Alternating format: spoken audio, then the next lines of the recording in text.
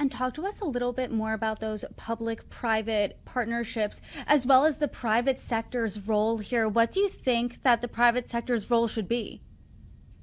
I think the private sector has a critical role to play, and I think we want to encourage more and more people in the private sector. This is not just an issue that can be solved only by people who are 100% of their time in the humanitarian space. This requires people from all walks of life, and so anything that people can do to contribute, to speak up and advocate for the importance of focusing on children dying of hunger is going to make a major difference. And then I think we hope that more philanthropists will join organizations like the Eleanor Crook Foundation in saying we can really leverage our philanthropic dollars if we can put money in and the government will match it. That's a win for the U.S. taxpayer because it's ensuring that U.S. taxpayer dollars are going further. But it's also a huge win for philanthropies that can see their taxpayer dollars being stretched further. So we're in discussions on how we can create more public-private partnerships with the government in this administration, and we hope to see those proliferate.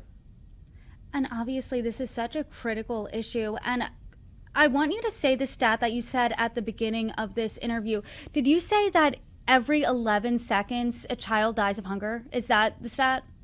I did say that, and I think it's worth repeating because I think many people think this is a problem that has been largely solved, and my math is not good enough to calculate how many children have died since we began talking, but it is a significant number just in this short period of time.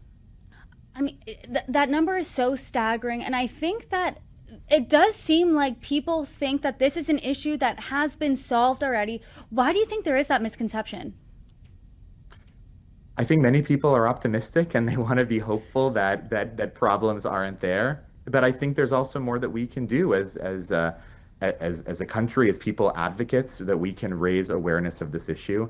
And I hope in conversations like this and that this can get more attention in the media. I think there are some places in the world where children are starving to death that get quite a bit of media attention, but those are few and far between. And for every news story about one of those conflicts, there are many, many more conflicts in the world in places that many Americans never think about, where children are dying all the time. And our firm belief is that we need to care about the life of every single child, regardless of where they happen to have been born.